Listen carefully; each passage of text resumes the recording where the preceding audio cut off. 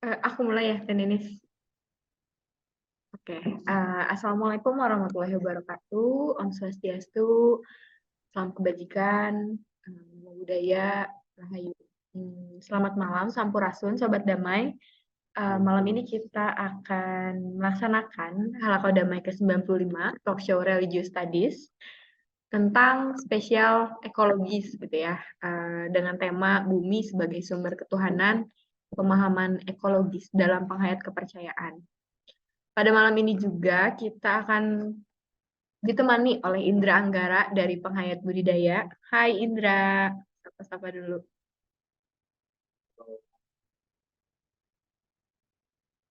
Suaranya. Yang Indra ada suaranya? Nggak ada suaranya, Kang Indra. Nggak ada, Cina. Halo. Nggak ada. Kecil banget suaranya. Ada tapi kecil. Ada tapi kecil. Gedein berarti suaranya ya. Dan juga ada Kak Setiawan Rizky dari Fakultas Filsafat Universitas Katolik Parahyangan, pasca sarjana ya, Kak. Halo, Kak Wawan. Halo semuanya. Ya. Ya, halo. Oke. Kita juga ditemani Teh Ninis sebagai moderator dari CRCS Universitas Gadjah Mada. Hai Teh Ninis. Halo semuanya, salam kenal. Dan juga ada Kak Paul yang akan host dan musik gitu ya sama aku. Halo Paul. Halo semuanya, salam kenal. Oke, Sobat Damai, sebelumnya aku mau menjelaskan juga kemitraan dari Halaqah Damai dari CPRS Universitas Katolik Parahyangan, terus Integritas Terbuka, RSCJ, Fakultas Filsafat Universitas Katolik Parahyangan, Jakartaru, YIPC, dan juga Bandung Musik Konsil. Oke, Sobat Damai, tanpa berpanjang-panjang lagi, kita langsung buka aja ya. Mau dinyanyikan dulu sama Kak Paul atau ke Teh Ninis nih? Nyanyi dulu lah ya, Paul ya, biar Nyanyi dulu semangat. ya, kita sebelum mulai. Nyanyi dulu biar segar. Boleh. Oke, silahkan Paul. Yang tahu lagunya boleh nyanyi. Judulnya Terlalu Manis. Waduh, oke.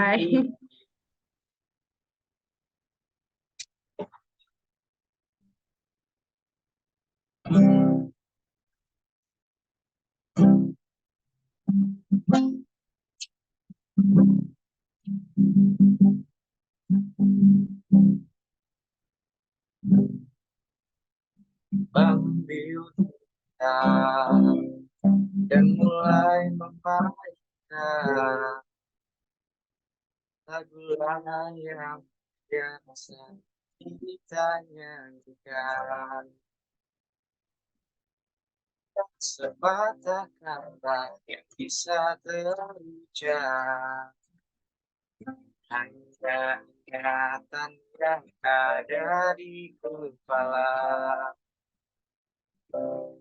Hari berganti, angin tetap berhembus,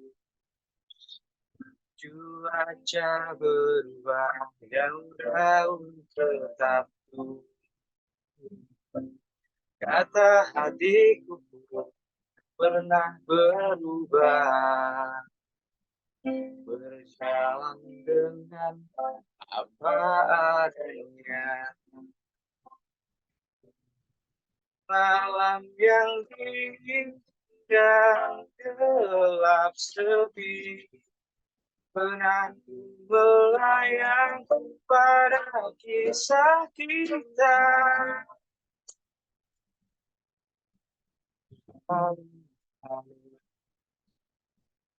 Dilupakan kenangan yang indah bersamamu, tinggallah terlalu manis untuk dilupakan, walau kita memang tak saling cinta akan terjadi. Walau kita memang tak saling cinta akan terjadi. Terima kasih. Yeay, mantap, keren, Paul. Top, cenah. Oke, Sobat Damai, malam ini kita akan melanjutkan ya sesi diskusi kita tentang ekologis gitu ya, terutama menurut penghayat kepercayaan nih. Karena kan nggak sedang rame juga sih, emang lagi rame ya. Apa namanya? Ekologis dan cuaca gitu ya di bumi ini tuh lagi mengalami krisis gitu. Terus perspektifnya kita sebagai makhluk beragama gitu ya, atau terutama dari perspektif Indra sebagai penghayat kepercayaan tuh kayak gimana, dan juga dari Kawawan sebagai filsuf gitu, kayak gimana? Ya, dan teman-teman juga nanti kalau sharing boleh silahkan. Aku serahkan ke Teh Ninis sebagai moderator diskusi kita pada malam hari ini. Silahkan Teh Ninis. Oke, makasih banyak Ami sudah membridging kita ya ke satu sesi yang pastinya seru banget karena sepertinya lagi, tapi memang kenyataannya teman-teman penghayat kepercayaan ini jarang banget diajak untuk interreligious dialogue gitu ya. Sampai akhirnya banyak juga orang yang baru menyadari, oh ada ya agama ini gitu, oh ada ya kepercayaan gitu, apa itu teh gitu. Kalau bahasa sebenarnya naonnya ya teh gitu. Padahal mereka juga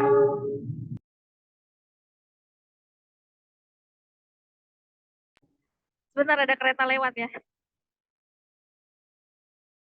Ya iklan dulu ya biasa ya. Jadi isu ini juga menarik dan ternyata mungkin kalau teman-temannya IPC sudah nggak asing gitu ya dengan lintas iman, khususnya teman-teman Abrahamic Religion. Tapi menjadi tantangan juga gimana ya gitu biar bisa kita ngobrol bareng dengan teman-teman aliran kepercayaan, karena secara konsep ketuhanannya berbeda gitu kan. Bagaimana konsep ada nabi-nabinya berbeda gitu. Bagaimana konsep di teman-teman penghayat kepercayaan. Dan salah satu topik yang akan sangat apa ya, punya satu titik temu yang sama adalah tentang ekologi gitu. Dan kita juga belajar banyak, pastinya akan belajar banyak dari Kang Indra gitu ya tentang perspektif teman-teman penghayat kepercayaan tentang ekologi. Terus di sini juga ada Kang Wawan, sudah ada spill-spillnya ya dari PowerPoint. Jadi nanti kayaknya akan sedikit ada industri-industri gitu kayaknya ya, ada berkaitan sama bagaimana oligarki gitu, nggak tahu deh ya. Nanti kita cek langsung. Tapi yang menjadi beda kayaknya sekarang itu karena ada dua pemateri dan dua-duanya juga punya PowerPoint. Nah, gitu. Jadi pada malam hari ini kita bagi aja ya waktunya untuk Kang Indra dan Kang Wawan mungkin 15 menit per orang. Nanti kita di akhir kita ngobrol bareng santai gitu ya. Ami, Paul, ini saya juga ada Clara. Clara boleh semuanya gabung untuk ngobrol bareng gitu. Nah, kita mau langsung aja nih ke Kang Indra dulu ya, kalau nggak salah Ami ya. Nah, kita mau langsung aja ke Kang Indra nih yang udah pakai pangsi gitu ya, yang mungkin juga bisa dijelasin nih Kang Indra maksudnya apa nih, ada filsafat apa nih, filsafah apa nih dalam baju yang dipakai. Oke. Silahkan Kang Indra.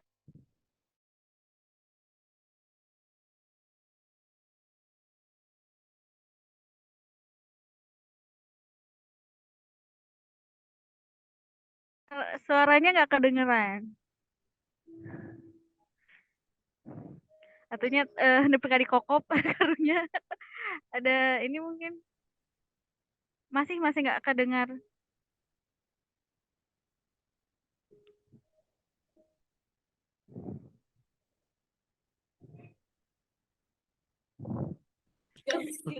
Nah kedengeran sekarang mah. Soalnya bodas kan. Cek suaranya apakah ada teman-teman? Ada. Oke, terima kasih. Ya, terima kasih Kak Ninis. Dan teman-teman sekalian, senang bisa diundang di kegiatan malam ini. Benar tadi katakan Ninis, dialog atau ruang-ruang diskusi seperti ini gitu ya, ada pelibatan dari, para penghayat, ini cukup perlu dilakukan gitu ya, karena di beberapa, kegiatan para penghayat kurang dilibatkan gitu ya, entah itu dari, kegiatan kemasyarakatan ataupun kegiatan di kepemerintahan gitu ya. Nah, topik kali ini cukup, lumayan menarik gitu ya, terkait bumi sebagai sumber ketuhanan gitu ya, pemahaman ekologis dalam penghayat, eee, kepercayaan di Indonesia. Oke, next Ami. Karena waktunya 15 menit. Iya, mungkin sebelum kita membahas secara spesifik terkait, apa, alam, perspektif penghayat, mungkin teman-teman di luar sana perlu pemahaman juga terkait dasar dari penghayat kepercayaan gitu ya. Nah, kepercayaan ini menurut, peraturan itu adalah pernyataan dan pelaksanaan hubungan pribadi dengan Tuhan Yang Maha Esa berdasarkan keyakinan yang diwujudkan dengan perilaku, ketakwaan, dan, peribadatan terhadap Tuhan Yang Maha Esa serta pengamalan budi luhur gitu ya, dan ajarannya ini bersumber dari kearifan lokal bangsa Indonesia. Nah, eee, penghayat kepercayaan sebenarnya terdiri dari 2 kata kan, ada penghayat dan kepercayaan, dan ini 2 hal yang berbeda gitu. Kalau kita lihat penghayat itu adalah individu dan kepercayaan itu adalah suatu sistem keyakinannya gitu ya, yang mana, sumber ajarannya ini berasal dari kearifan, lokal bangsa Indonesia gitu. Nah, sebenarnya kalau kita lihat terkait penghayat, memang penghayat sebagai subjek yang cukup penting gitu ya dalam sejarah bangsa Indonesia, karena bagaimanapun juga, para penghayat turut ikut dalam memperjuangkan, kemerdekaan Indonesia gitu ya dari para penjajah. Tapi dari beberapa dekade terakhir, para penghayat belum merasakan seutuhnya apa itu kemerdekaan, karena, masih disuruh meyakini, apa yang tidak mereka yakini gitu ya. Jadi, di kalau kita lihat sekarang memang sudah banyak, praktik-praktik baik gitu ya. Nah, kepercayaan teman-teman sebenarnya ini banyak sinonimnya gitu ya, banyak persamaan kata. Di pertengahan tahun 60 ini yang digunakan, oleh para penghayat menggunakan kata kebatinan, kemudian juga ada kata kerohanian atau spiritualitas gitu. Jadi kata-kata tersebut di pertengahan tahun 60 digunakan oleh para penghayat. Tetapi di akhir tahun 60-an, para penghayat menyebutkan ini sebagai kepercayaan karena ada landasan hukum. Jadi, mereka mempunyai landasan hukum di pasal 28E gitu ya. Jadi setidaknya, mempunyai dasar hukum untuk melakukan praktik-praktik, keagamaan. Tapi sebenarnya banyak orang juga yang bertanya, apakah kepercayaan itu, sama atau berbeda dengan agama? Sebenarnya perbedaan antara Sobat Siraruki, perbedaan antara agama dan kepercayaan itu lebih karena kebijakan pemerintah gitu yang membedakan. Kalau kita, sebagai penghayat memahami kepercayaan itu adalah agama gitu ya, hakikatnya sama, karena keduanya mengkaji tentang bagaimana hubungan manusia dengan alam, bagaimana hubungan manusia dan bagaimana hubungan, eee, manusia dengan Tuhan. Jadi keduanya tidak ada bedanya gitu, sama saja. Lagi-lagi yang membedakan sebenarnya adalah kebijakan dari, pemerintah itu sendiri gitu ya. Makanya di kepemerintahan kita berada di bawah Kemendikbud, sedangkan agama-agama, seperti Islam dan yang lain-lain itu di Kementerian Agama. Jadi itu yang, pembedaan tersebut gitu. Oke, next. Nah ini, keragaman penghayat atau keragaman kepercayaan di Indonesia, ini berdasarkan data tahun 2016 sebenarnya terdapat 188 organisasi dan 11 juta jiwa gitu ya. Tentu di antara, keragaman penghayat, ini ajarannya karena, mereka kental dengan lokalitas mereka gitu ya. Jadi mereka yang tinggal di Sumatera pasti kental dengan kesumateraannya, yang di Sulawesi akan kental dengan kesulawesiannya, begitu juga di daerah-daerah lain gitu ya. Dan, yang pasti para pendiri atau pembawa ajarannya juga ini berasal dari wilayah setempat gitu, yang ajarannya sangat, erat erat kaitannya dengan teritori atau, tanahnya sendiri gitu ya. Nah, ini beberapa contoh sebenarnya di Farmalim, Di Batak ada Permalim, kemudian di Nias ada Panomba Adu, dan Jawa Barat Sunda Wiwitan, Jawa Timur Sabta Dharma, dan lain-lain gitu. Jadi keberagaman penghayat memang cukup banyak gitu ya. Tapi di antara keberagaman penghayat ini ada organisasi yang memang secara organisasi mereka sudah sistematis gitu ya. Seperti contohnya mungkin kalau di daerah Jawa ada KP dan budaya kan itu sudah sistematis gitu ya dari segi organisasi, kemudian juga pendidikan dan lain-lain gitu ya. Tapi di beberapa wilayah lain seperti di Marapu itu mereka belum tersistematis dan masih sangat kental dengan adatnya masing-masing. Bisa dilihat dari pakaian yang dipakai dan lain-lain. Tentu ini mungkin agak bias kalau dilihat dari perspektif modernisme gitu ya. Nah, itu jadi keberagaman penghayat memang banyak. Oke, lanjut ya. Nah, ini apa yang istimewa dari agama lokal dalam isu ekologis. Sebenarnya pandangan para penghayat terkait ekologis ini merupakan entitas yang sakral sebenarnya dan bagian yang tidak dipisahkan dari religiotes mereka gitu. Nah, makanya di beberapa wilayah ini masyarakat adat ataupun penghayat gitu ya mempunyai seperti hutan larangan dan lain-lain, dan salah satu contoh konkret mungkin ini ada di Cirende gitu. Jadi leluhur mereka sudah mempetakan ada leuweung larangan, leuweung tutupan, dan leuweung baladahan. Jadi mereka sudah memetakan mana hutan yang boleh ditebang, mana hutan yang boleh dibuat untuk lahan pertanian, dan mana hutan yang tidak boleh ditebang sama sekali gitu ya. Jadi sudah punya pemetaan yang cukup bagus kalau menurut saya. Jadi tidak semua hutan dapat diambil gitu ya secara bebas.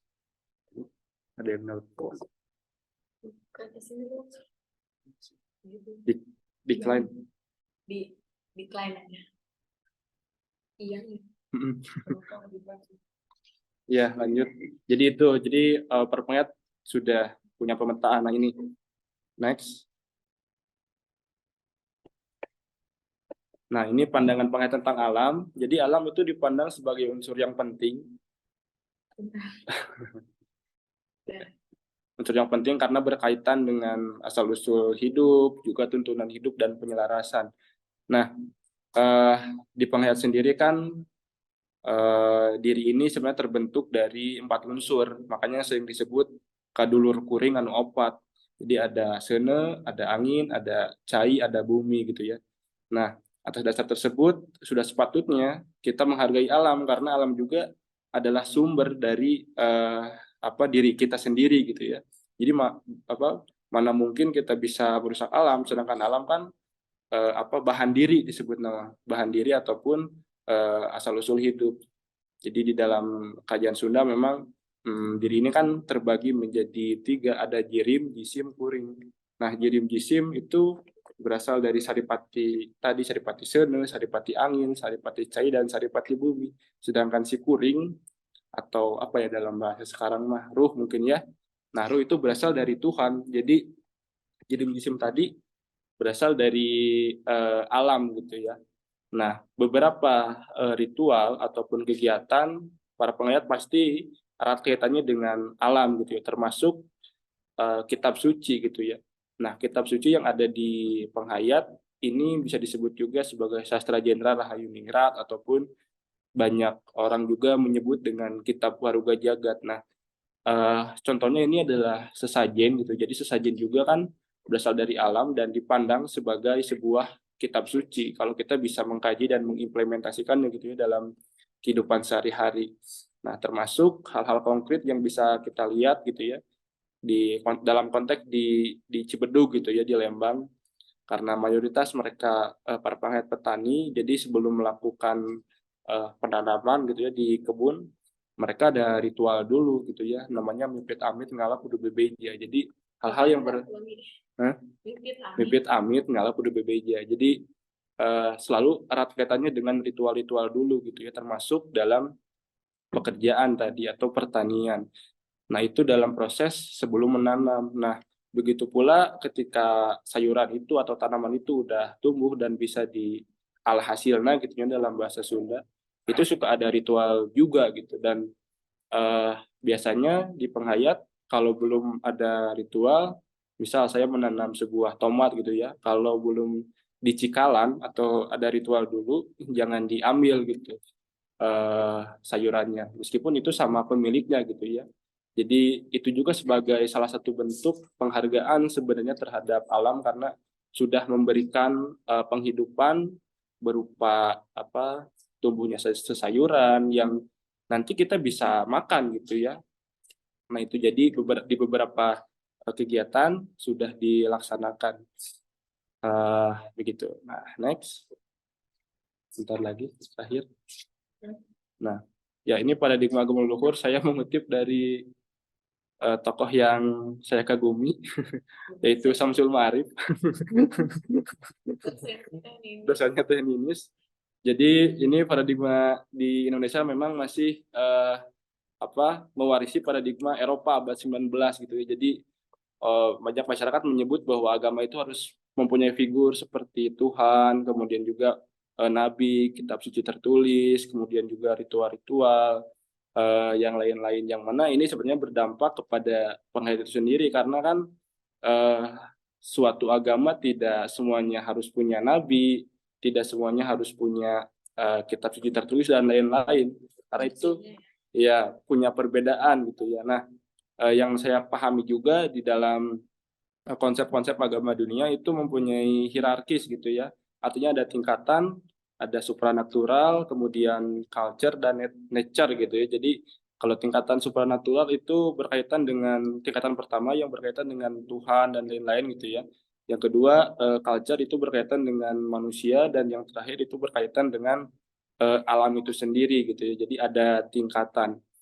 Nah, jadi relasinya subjek dengan objek. Nah, kalau di dalam penghayat itu antara subjek dengan subjek gitu ya. Nah, ini kata Samsul Ma'arif ada 3 prinsip yaitu responsibility, kemudian etis dan juga reciprocity gitu ya. Jadi secara garis besar sebenarnya mengungkapkan bahwa ini adalah antara subjek dengan subjek gitu ya. Jadi ketika yang satu subjek melakukan tindakan yang mungkin berdampak atau negatif, ya nanti juga akan negatif juga. Contohnya mungkin seperti ketika kita membuang sampah sembarangan atau menebang pohon atau deforestasi gitu ya, alih fungsi lahan. Nah ini tentunya secara tidak langsung berdampak kepada pemanasan global dan lain-lain gitu. Jadi ada dampak. Nah, hierarki agama dunia sebenarnya tidak salah, tetapi hierarki itu salah ketika dijadikan standarisasi untuk menilai agama-agama leluhur gitu ya. Jadi sudah semestinya punya pemahaman bahwa ya agama itu beragam gitu ya, tidak bisa disamakan dan juga suatu agama tidak dijadikan suatu objek kebenaran untuk menstandarisasi agama-agama lain gitu ya. Nah, segitu mungkin karena waktunya udah lebih 5 menit. Ya, terima kasih teman-teman. Mungkin nanti dilanjut diskusi. Ya, tur nuhun. Rahayu. Siap Rahayu, Kang Indra, hatur nuhun. Mantap ya, ini juga memang menjadi permasalahan kita. Ada suara. Khususnya aktif. Ada suaranya nggak? Oh, kedengaran ya? Ya, ini juga jadi permasalahan teman-teman aktivis khususnya di CRCS, bagaimana agama itu ternyata didefinisikan, dikategorisasi, distandarisasi gitu ya. Dan ini juga kita melihat di genealogi religions di Western countries dan juga di Indonesia sendiri ternyata pakai perspektifnya ya Abrahamic religion gitu ya, bukan menggunakan bagaimana inklusif. Akhirnya ada kelompok-kelompok tertentu yang teralienasi begitu. Nah, ini juga menarik bagaimana intersubjektif gitu ya, 3 konsep dari memahami paradigma indigenous religions gitu, dan juga tadi yang paling menarik sebetulnya bagaimana di teman-teman penghayat mereka itu punya pembatasan gitu, bagian mana yang boleh dipakai manusia, mana yang dilarang gitu, mana yang boleh dipakai untuk bercocok tanam gitu. Nah, itu juga yang sebetulnya akan sangat menarik kalau misalkan negara kita punya paradigma yang sama gitu ya dalam menghadapi dunia modern saat ini. Oke, di sini udah ada Teh Hana. Halo Teh Hana, selamat bergabung Wilujeng Sumping. Nanti kita akan ada sesi tanya jawab, jadi stay tune karena kita mau lanjut dulu nih ke Kang Wawan ya, kalau nggak salah tadi panggilannya, seorang filsuf dari Unpar ya, Universitas Berat, Parahyangan. berat, berat banget filsuf. Kemana tuh filsuf? Ya, kemana filsuf? Bangga Kang Wawan. Oh ya, boleh. Buat filsuf.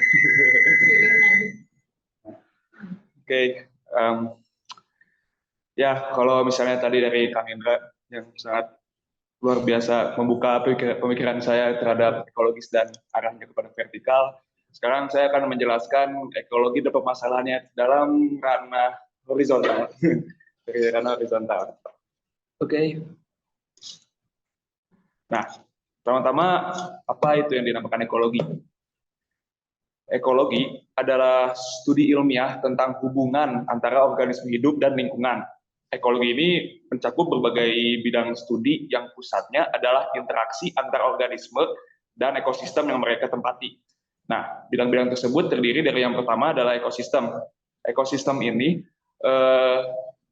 adalah komunitas organisme hidup atau biotik yang berinteraksi dengan lingkungan fisik atau abiotik. Nah, ya, ekosistem ini juga mencakup studi tentang aliran energi dan siklus nutrisi di dalam sistem ini. Lalu yang kedua ada ekologi ekosistem. Ekologi ekosistem ini apa? Ekologi ekosistem ini mempelajari aliran energi dan siklus materi atau nutrisi di dalam ekosistem, termasuk mengkaji peran produsen primer seperti tanaman, konsumen, hewan, dan pengurai bakteri atau jamur.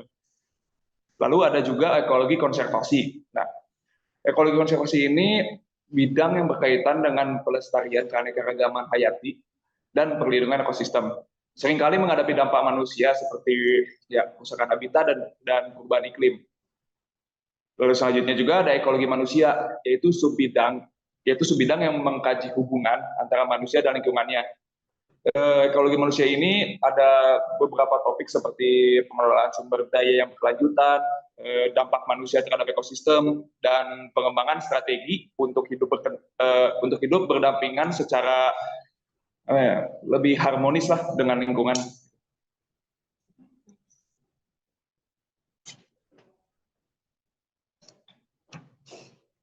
Nah, dengan dijelaskan ada beberapa bidang di ekologi tersebut, pasti ada permasalahannya yang biasa disebut krisis ekologi. Yang pertama, salah satu dari krisis ekologi ini adalah perubahan iklim. Nah, perubahan iklim ini adalah salah satu masalah ekologi yang paling mendesak, kayak misalkan perubahan iklim yang pertama disebabkan oleh pelepasan gas rumah kaca dan dari aktivitas manusia. Nah, fenomena ini juga menyebabkan kenaikan suhu global. Terus ada juga perubahan pola cuaca, kayak kemarin di Jakarta tiba-tiba panas minta ampun, terus giliran di Bandung jadi kayak digilir aja ini panasnya. Panas industri. Panas industrinya ya. Terus naik, terus air laut juga permukaannya juga naik dan bencana alam yang sering terjadi gitu. Lalu berikutnya ada hilangnya keanekaragaman hayati yang menjadi krisis ekologi juga gitu.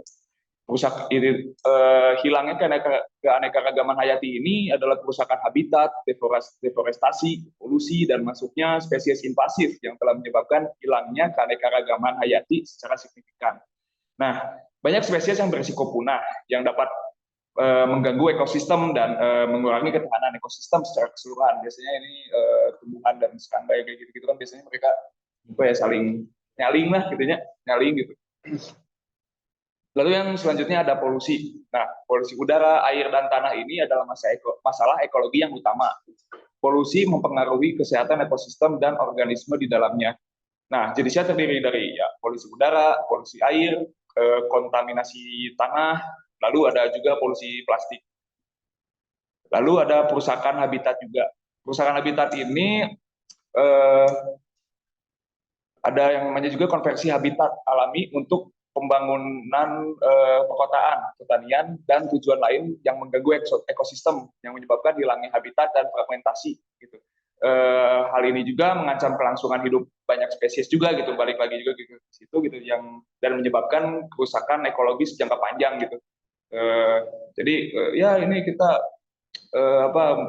embrace peradaban, embrace civilization yang sangat dipandang sebelah mata, bahwa yang mata yang sebelahnya lagi ya ini dampaknya gitu yang berkepanjangan gitu. Lalu ada degradasi lahan, yaitu erosi tanah, penggurunan dan degradasi lahan yang mengurangi produktivitas ekosistem dan dapat menyebabkan masalah ketahanan pangan dan hilangnya sumber daya yang penting.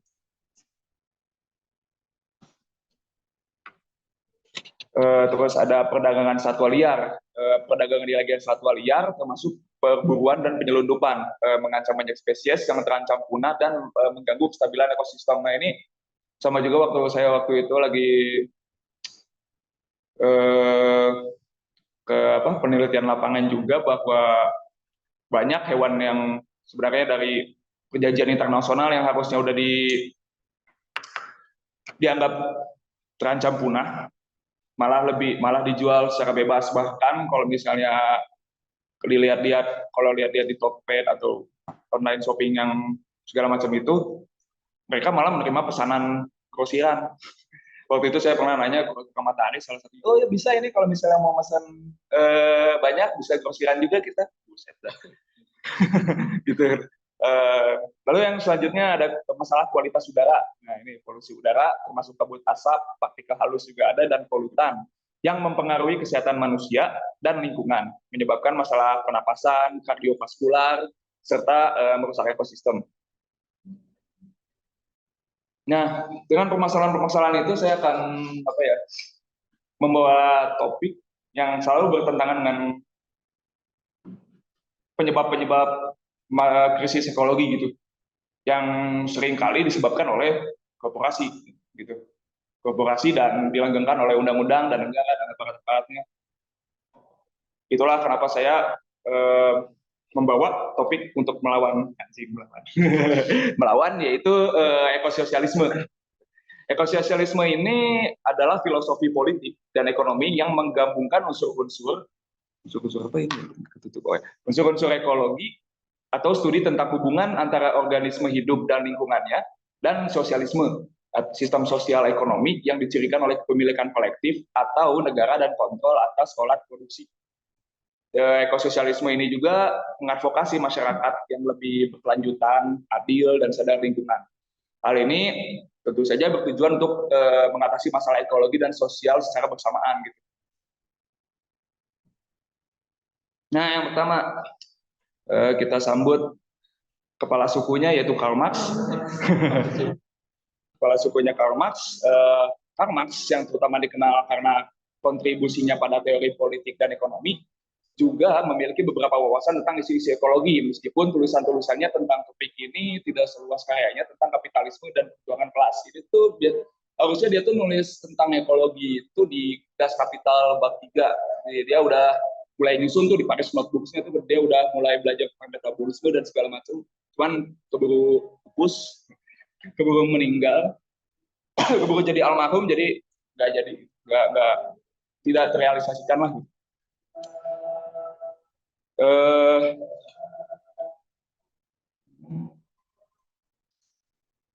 Nah, salah satu konsep ekologi Marx yang paling relevan adalah gagasan tentang celah metabolik.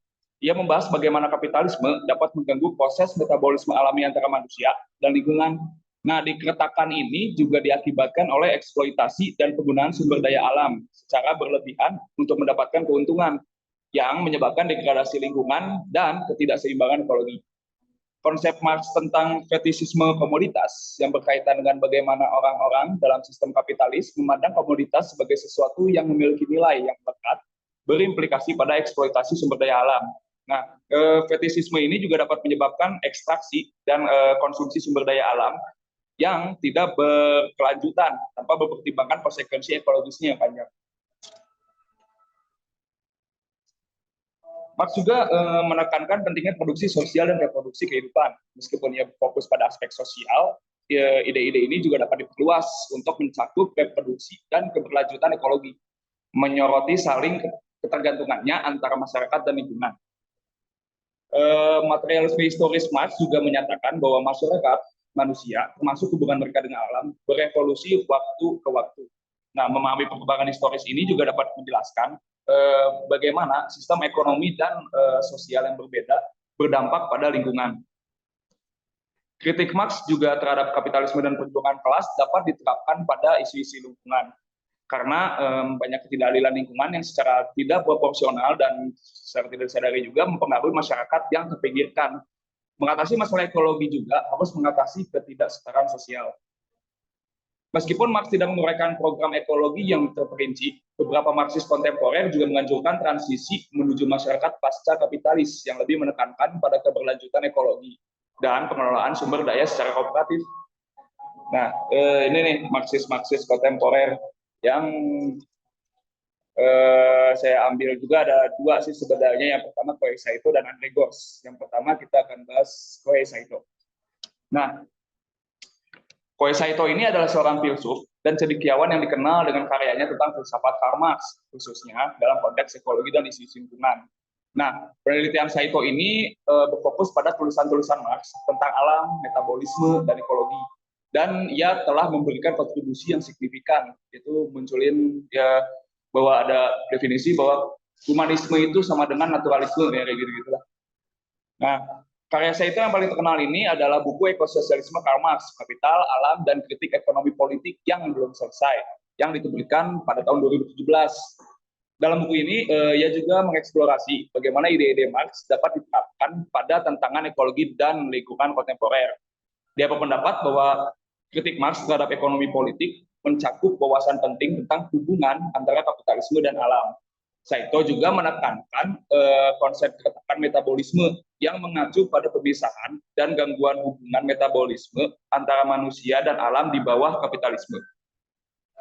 Karya Saito juga telah berpengaruh dalam perkembangan pemikiran ekososialis dan telah berkontribusi pada pemahaman yang lebih dalam tentang bagaimana isu-isu lingkungan saling berhubungan dengan sistem ekonomi dan sosial.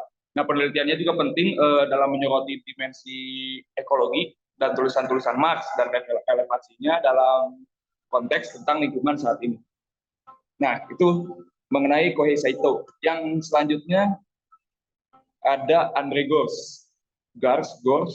Andre Gors bacanya kalau orang Indo. Nah, Andre Gors ini tos teu aya 2007 tos pupus no ieu mah. Andre Gors ini adalah seorang filsuf dan penulis sosial Prancis Austria terkemuka yang dikenal atas kontribusinya dalam berbagai bidang pemikiran politik dan ekologi. Gors adalah seorang advokat yang sangat vokal dalam hal politik ekologi dan lingkungan hidup. Karena dia tuh menekankan pentingnya mengintegrasikan masalah ekologi ke dalam pengambilan keputusan politik dan ekonomi. Gors juga mengkritik budaya konsumerisme dan berpendapat bahwa budaya ini pada dasarnya tidak berkelanjutan. Jadi budayanya itu kayak misalkan konsumerisme gitu. Konsumerisme ini adalah kekuatan pendorong di balik degradasi lingkungan dan penipisan sumber daya. Gitu. Tetap bikin terus dari ngambilnya dari alam lagi gitu.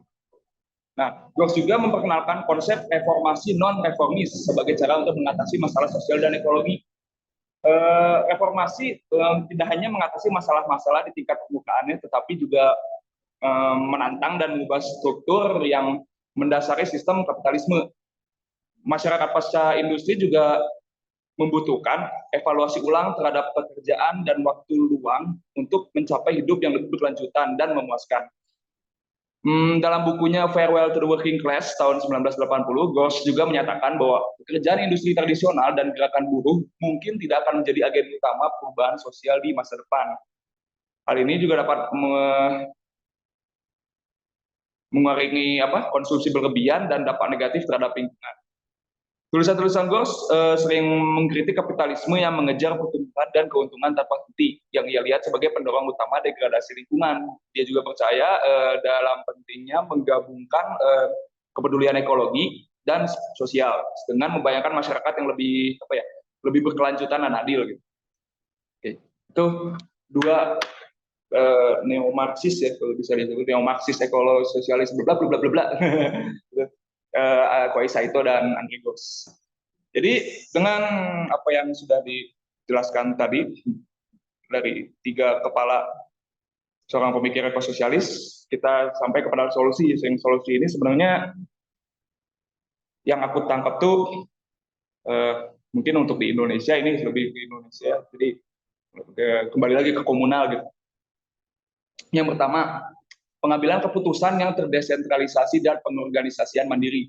Dalam konteks ekologi, masyarakat dan individu dapat mengambil kendali langsung atas lingkungan lokal mereka, sehingga memungkinkan praktik-praktik yang lebih berkelanjutan dan bertanggung jawab secara ideologis.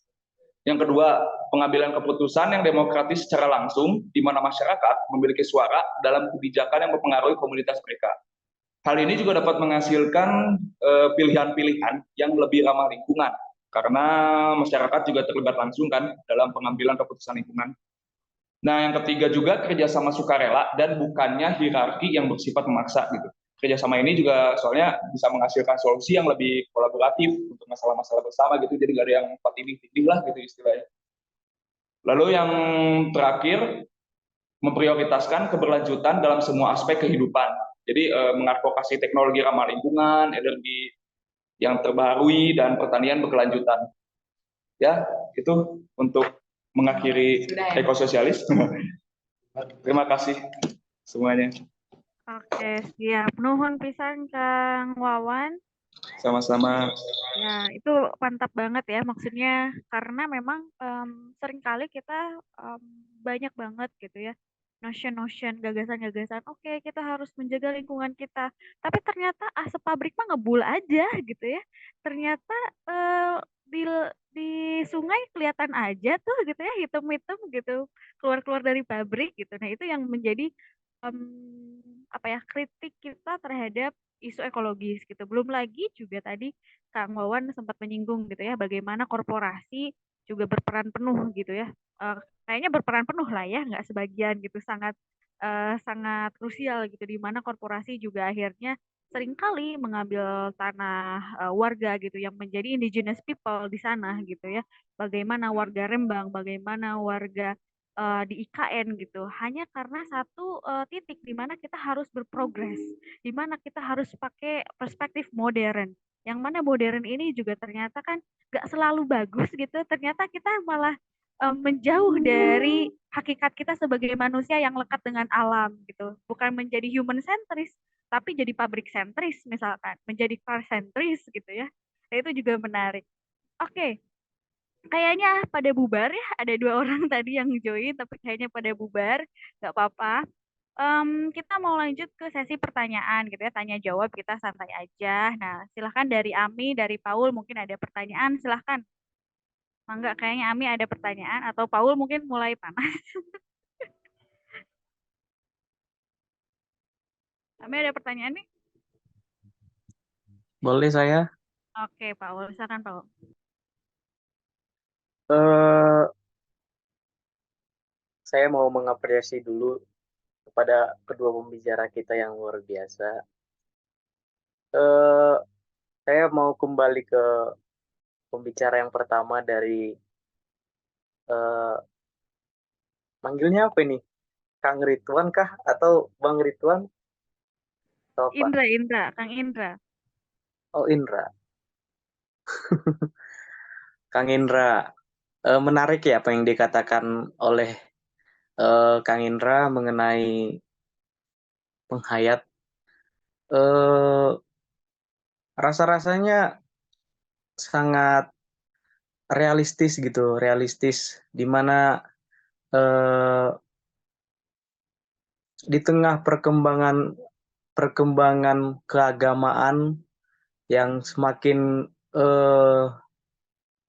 mengambil pusat perhatian oleh setiap manusia gitu, kaum penghayat ini masih tetap eksis gitu, tetap eksis. Mereka nggak merasa insecure, nggak merasa inferior gitu. Karena apa? Karena mereka memang melakukannya secara tekun ya, secara konsisten, dan mereka sangat apa ya? Mungkin sangat solid satu sama lain. Benar apa yang dikatakan oleh Kang Indra bahwa yang menggerakkan semuanya itu yaitu roh yang tadi, spiritualitas gitu.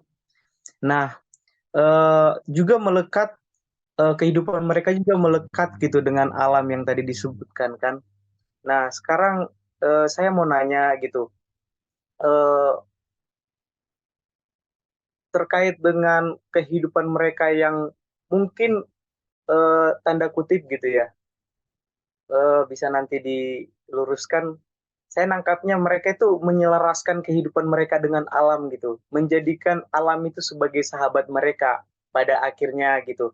Saya nangkapnya begitu dengan berbagai tradisi maupun teritori yang ada di masing-masing wilayah, yang ada di masing-masing tempat yang eh, berjumlah 188 organisasi tadi gitu.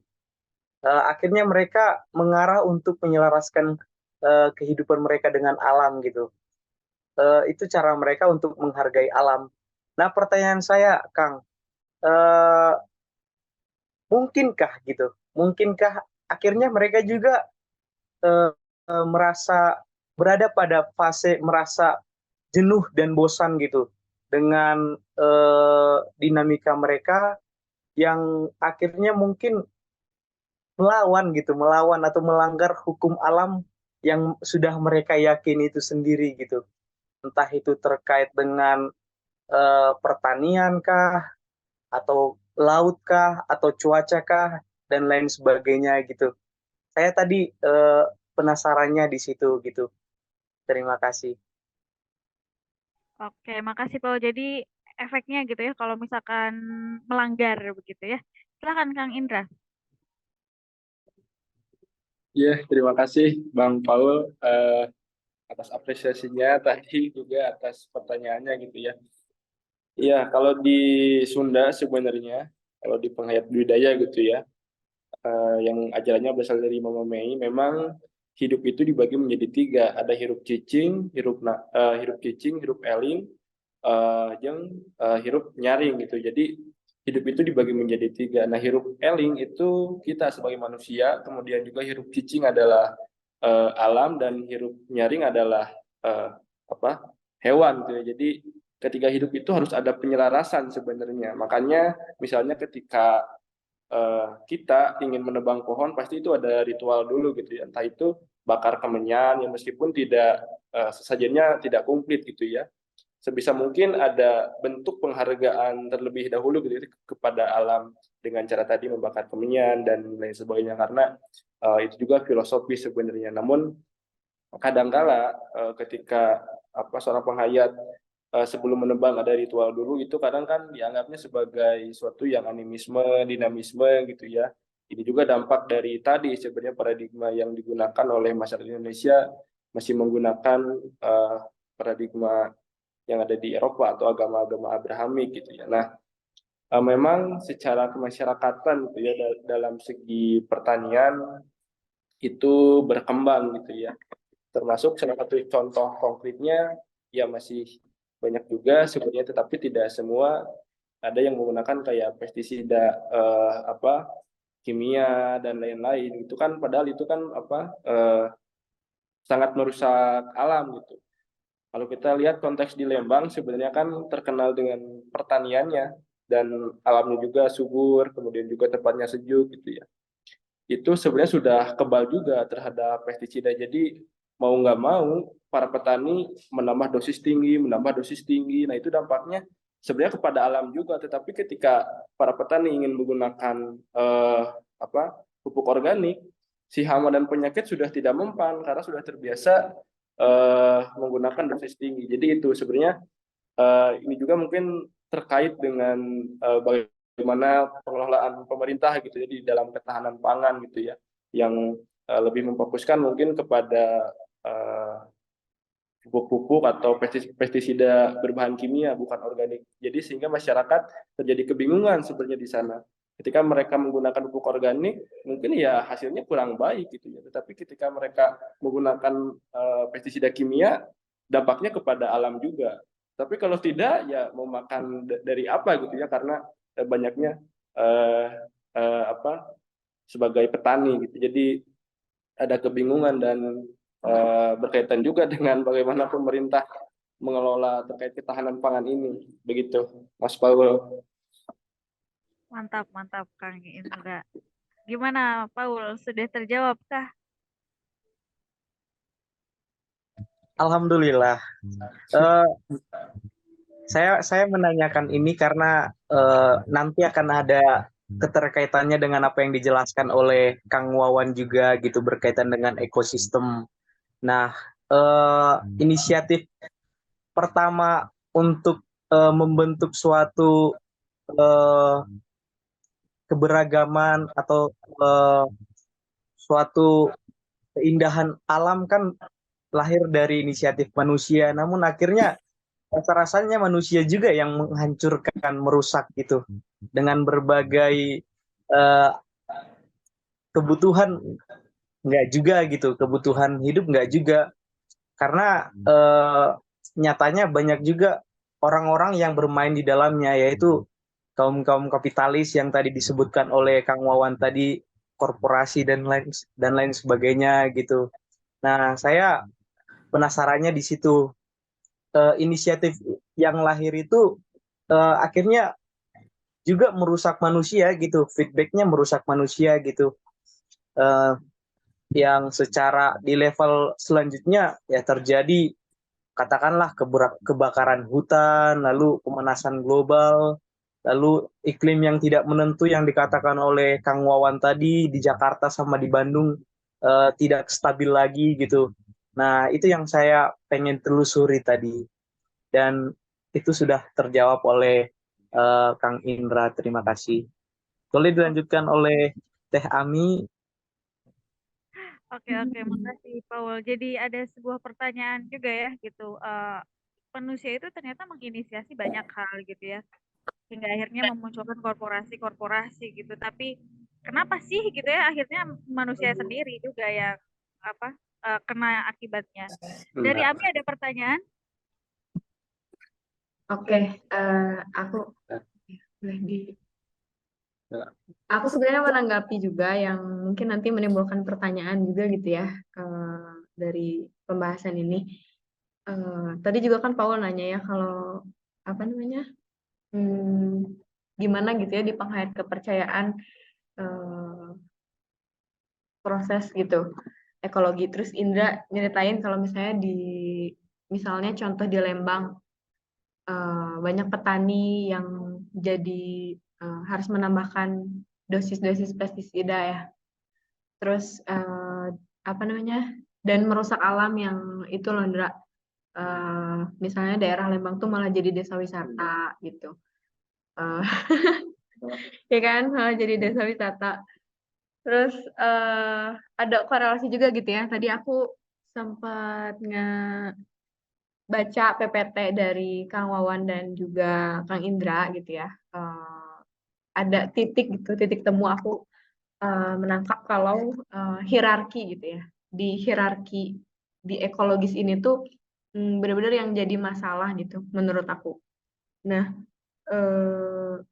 tapi emang gimana ya di Indonesia terutama gitu atau enggak di daerah kita gitu ya misalnya di Bandung.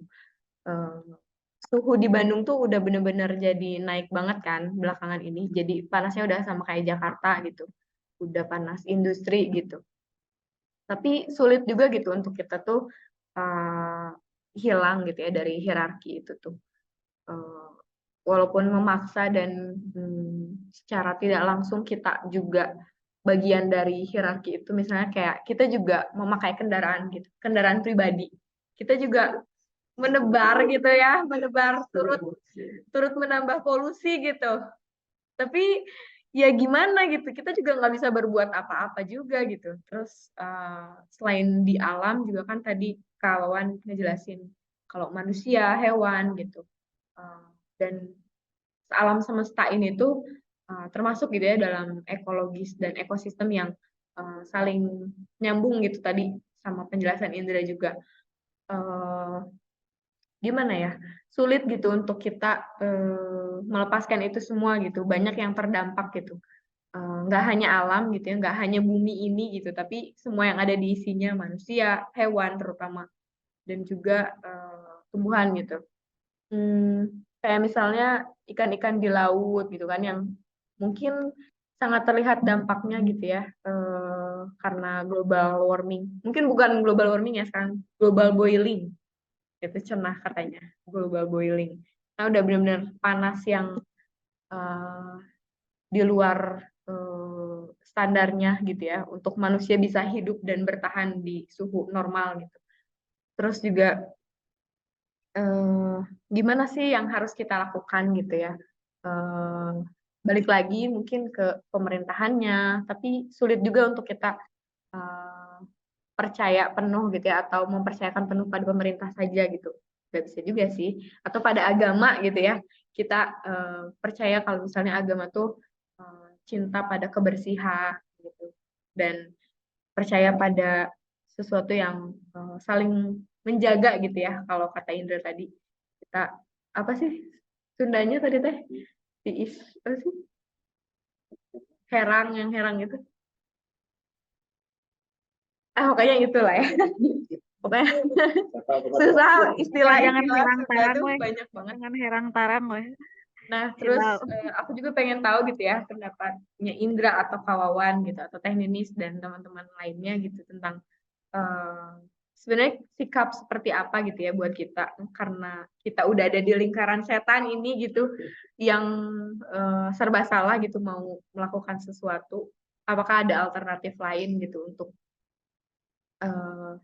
apakah kita perlu naik kendaraan umum gitu, atau percaya pada pemerintah sepenuhnya atau agama sepenuhnya, atau punya alternatif lain gitu. Gimana menurut kalian semua? Weh, Atau mantap. Indra, Kang Oke. Wawan boleh. Jadi apa ya, dilemanya gitu ya. Kita tuh berada di tengah-tengah. Kedengeran nggak? Ya, ya, ya. Ya berarti Ami itu mempertanyakan kita berada di tengah-tengah posisi yang dilematis gitu ya. Di sisi lain itu apa? Mendestroy gitu ya alam itu sendiri, tapi kita juga butuh gitu. Nah itu gimana nih, Kang Wawan dan juga Kang Indra? Dari siapa dulu? Tadi kan udah Kang Indra, Kang Wawan dulu lah ya. Silakan Kang Wawan. Oke, menarik tadi ada bahas-bahas tentang lingkaran. Saya pakar lingkaran, jadi saya pakar lingkaran. Jadi sebenarnya kalau misalnya mau dipersempit istilah dari permasalahan ekologi ini, kita tuh di dunia ini seperti macamnya Ouroboros, ular yang memakan buntutnya sendiri. Kayak di HP Nokia Games. Itu benar. Udah kelatih dari kecil sebenarnya kita tuh bawa sampai sekarang. Ya balik lagi, ular yang memakan diri sendiri itu kita anggap saja bahwa ular itu sebuah peradaban dan manusia dan seluruh isinya dan tempat yang kita diami yang memakan buntutnya sendiri, akan selalu ada terjadi kehancuran yang infinity gitu. Dan ini juga sangat cocok untuk disambungkan dengan ya kerusakan ekologi gitu. Yang jadi gimana ya? Sebenarnya kalau misalnya sangat berpihak kepada alam itu sendiri juga enggak juga sih sebenarnya. Kalau misalnya kalau kata Slavoj Žižek juga Mother Nature is a bitch gitu, karena ada gempa, ada tsunami, ada gitu juga gitu. Tapi di sisi lain juga ini kan juga rumah kita ya, rumah kita juga ini, bumi ini. Dan kalau misalnya ngomongin jalan keluar, sangat jauh. Bahkan kalau misalnya mau disebutin beberapa poin-poin juga kayaknya lebih ke utopia sih, lebih ke utopia sih itu. Karena dalam realitas ini sendiri pun kita tuh udah digenggam erat oleh korporasi dan kapitalisme gitu. Udah apa ya? Udah di power trip lah gitu. Kayak misalnya kalau misalnya ya ibaratkan kayak misalkan ada seorang Kristen yang masuk ke bilik, terus saya ingin mengakui dosa-dosa saya, semuanya keluar, itu udah di power trip gitu ya, ibaratkan seperti itulah gitu, udah di power trip gitu. Kita tuh udah di power trip oleh pasar gitu. oleh pesanan, kerjaan kita juga udah disesuai pesanan gitu. Dan yang menariknya lagi, sebenarnya permasalahan-permasalahan itu kan dimunculkan di saat kita menciptakan sebuah budaya ya, budaya secara luas lah, atau budaya mau dipersempit lagi, budaya yang mengeksploitasi alam dan sekitarnya gitu. Dan budaya itu sendiri biang keroknya itu di saat kita udah mulai menemukan bahasa gitu. Kita sudah bisa mulai kita udah bisa mulai mengutarakan hal-hal yang kita inginkan gitu. Itu sih sebenarnya. Terus apa lagi ya? Jadi apa aja sih pertanyaan? Kayaknya banyak. Dan hal yang seperti ini itu sebenarnya kalau misalnya diambil juga titiknya, dibutuhkan gitu sebuah konflik-konflik yang entah sosial atau ekologis ini harus dibutuhkan, karena untuk demi mungkin yang saya omongin tadi secara utopia akan tercapai itu, misalkan untuk tidak adanya lagi krisis ekologi dan segala macam kayak gitunya gitu. Yang kedua juga yang namanya juga krisis ekologi kan ada sangkut pautnya ke kekuasaan, entah itu kekuasaan dari investasi atau dilanggengkan oleh undang-undang gitu, oleh pemerintah dan hukumnya gitu. Rumit sih kalau misalnya mau cari kapan sih berhentinya gitu. Karena di mana ada budaya selalu akan ada konflik. Gitu sih. Entah itu konflik dengan alamnya, entah itu konflik antar manusia. Itu sih kalau dari saya. Tidak menjawab ya, malah memperjelas. Nanti dijawabnya pakai tulisan, Kang Wawan. Kan kalau filsuf itu pasti ada karyanya. Jadi tunggu ya karyanya ya. Oh, boleh ya. Semoga aja bisa. Oke. Sebelum ke Indra gitu ya. Mungkin dari Paul mau ada tanggapan dulu nggak dari pertanyaan Ame gitu ya sebagai audiens nih. Karena Kang Indra ini ultimate gitu ya. Harus yang paling tinggi biar ngena gitu. Karena tema hari ini kan Udah perspektif. Indra tuh udah tokoh agama penghayat. Iya, bener udah tokohnya udah di atas gitu. MUI-nya penghayat. Pengeri ya, jangan nanti distandarisasi. Aduh, maaf. Wow, Ada cila. perbincangan pitang kepen ya, Mas. Awas ada tukang bakso ya. Halo Paul, gimana kalau dari Paul? Hmm, kompleks juga ya akhirnya gitu perdebatan kita ini, pembahasan kita, apalagi sudah diperluas tadi zonanya oleh Kang Wawan. Yang saya tangkap gitu dari keluh kesah Teh Ami gitu sebagai audien, saya juga sebenarnya kita tuh boleh gitu memunculkan banyak pemikiran-pemikiran dari tokoh-tokoh, dari orang-orang hebat, cendekiawan dan lain sebagainya gitu. Tapi rasanya nggak hanya sampai tataran akademik saja gitu, intelektual saja gitu, karena akhirnya itu hanya sebuah omong kosong doang gitu. Itu yang saya tangkap dari pertanyaan Teh Ami gitu. Nah, kita sebagai awam gitu, mungkin kita hanya memiliki sepersekian kontrol gitu, seperti yang dikatakan oleh Kang Wawan, karena yang lebih besar memegang kendali untuk membuat regulasi tentang ekologi maupun ekosistem itu ya pemerintah gitu, hierarki. Nah, tapi dengan beberapa persen itu gitu, meskipun sedikit, apa yang bisa kita buat gitu? Hal konkret apa yang bisa kita buat? Jangan jauh-jauh aja gitu. Di lingkungan kita aja dulu gitu, di rumah kita, untuk mengatasi katakanlah mungkin masalah yang besar gitu, entah itu global warming kah, atau bencana alam kah, atau apapun gitu. Nah, apa kira-kira yang bisa kita buat eh, yang simple tapi mungkin efektif gitu, eh, untuk mencegah gitu.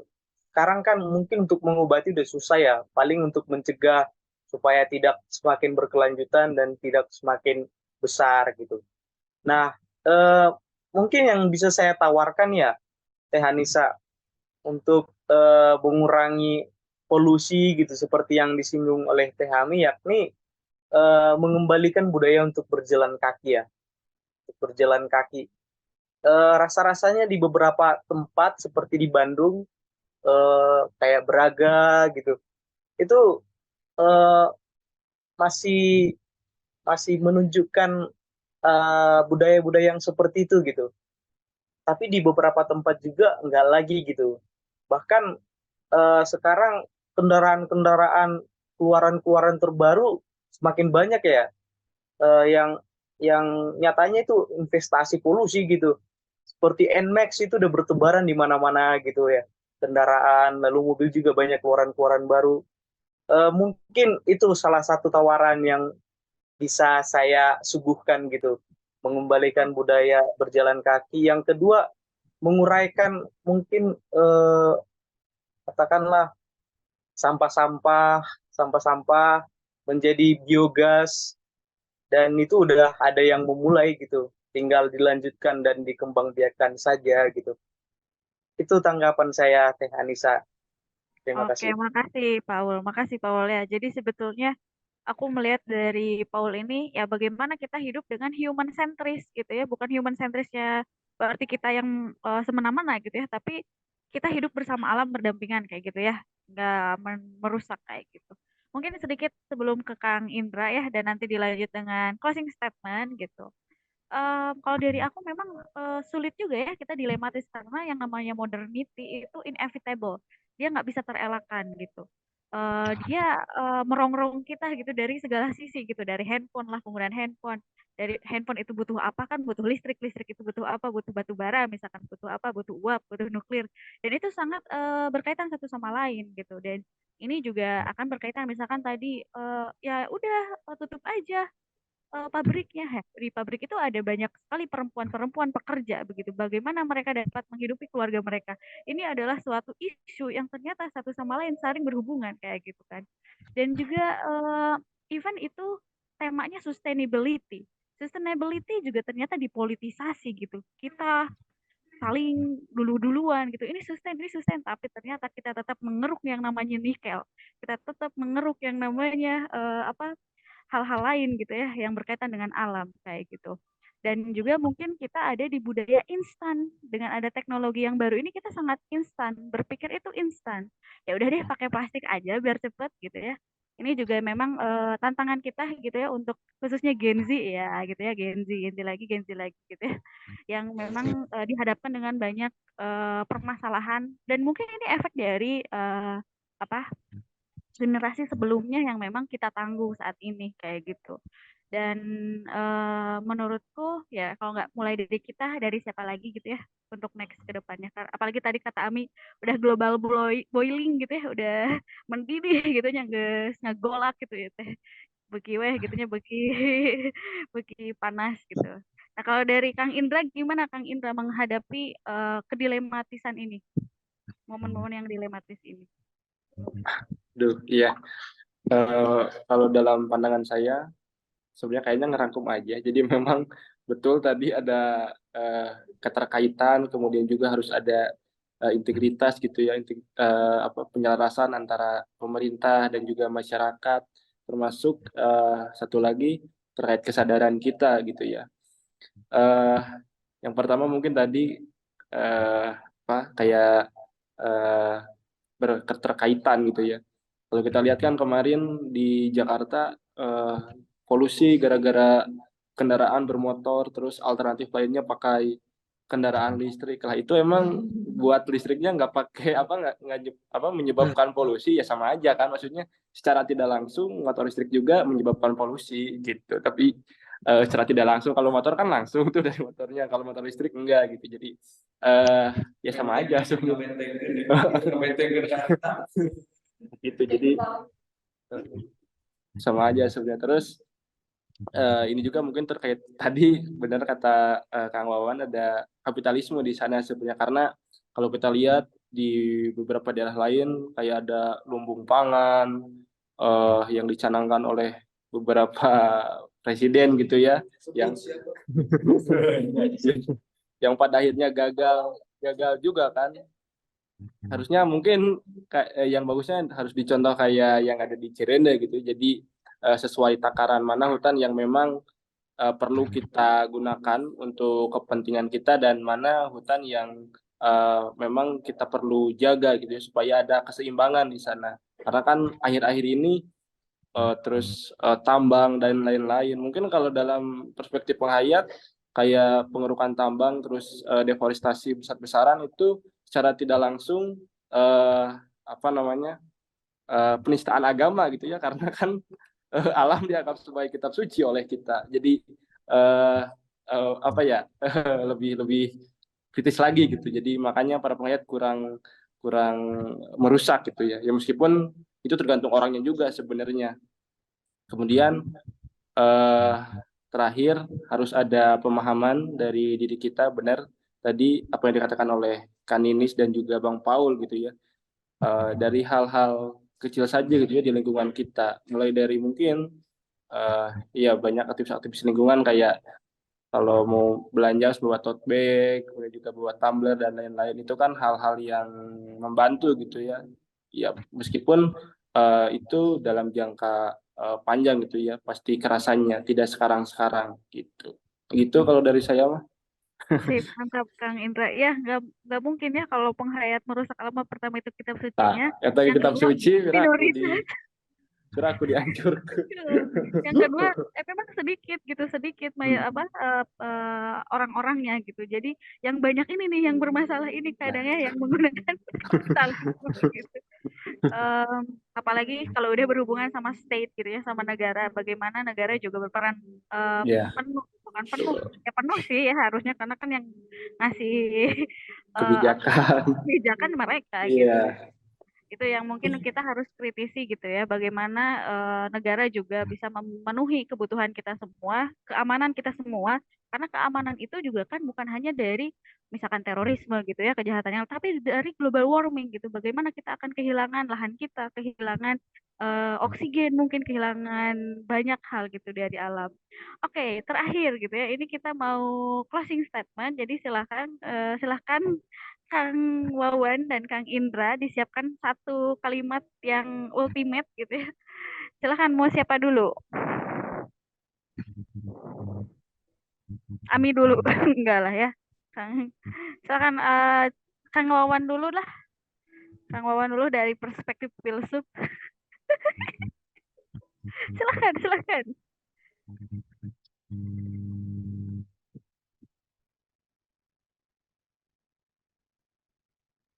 Mikir dulu ya kalau filsuf mah.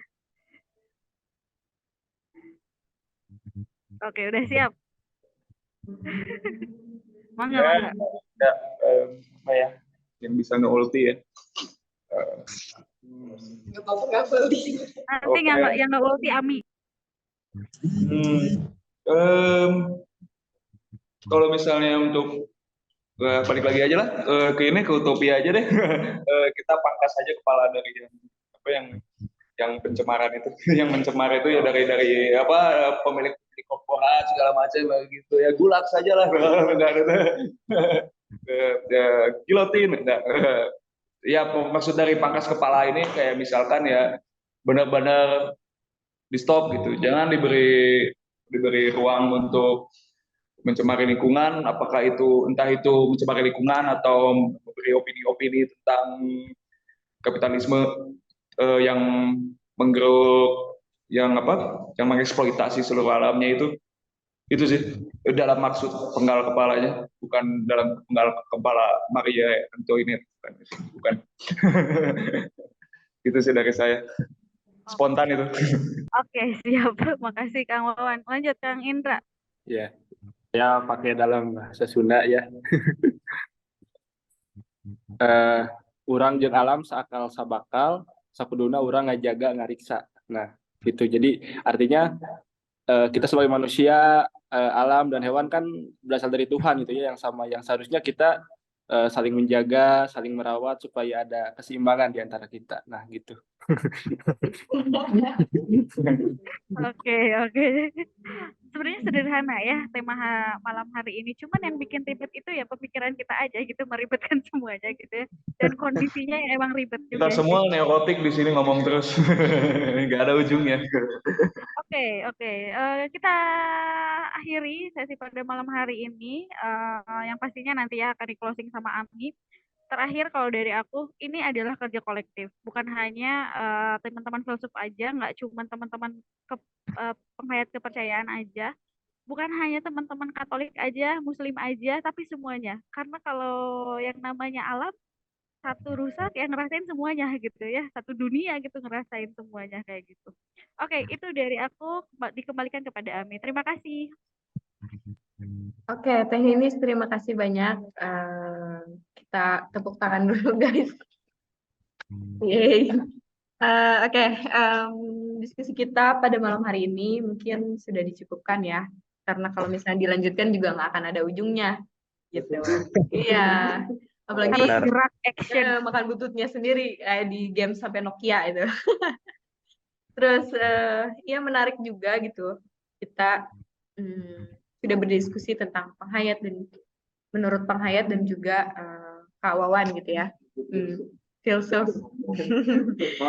Ya, menurut aku konsep yang ditawarkan gitu ya dari menurut penghayat atau filsafat gitu bisa menjadi solusi juga gitu ya buat kita sebagai manusia gitu. Penghayat menawarkan solusi kalau kita tuh punya kesetaraan gitu ya dari di antara manusia, hewan dan juga alam gitu. Dan di filsafat juga banyak gitu ya solusi yang ditawarkan gitu. Terutama tadi aku ingat dari Gors itu dia kan seorang advokat gitu ya. Mungkin bisa jadi juga solusinya dengan menghukum gitu ya secara sosial atau bahkan politik. Kalau misalnya kita melanggar atau merusak alam gitu. Oke, mungkin Sobat Damai, terima kasih yang udah gabung dan kita sudahi diskusi malam hari ini. Terima kasih Indra, Kawawan, Paul, Teh Ninis, dan Pazia yang udah menyelenggarakan diskusi ini. Kita bertemu lagi mungkin ya di lain kesempatan. Assalamualaikum warahmatullahi wabarakatuh. Om Swastiastu, Namo Buddhaya, Salam Kebajikan, Rahayu. Ya, Terima kasih banyak. Melanjutkan aktivitas. Kami Teh Anissa.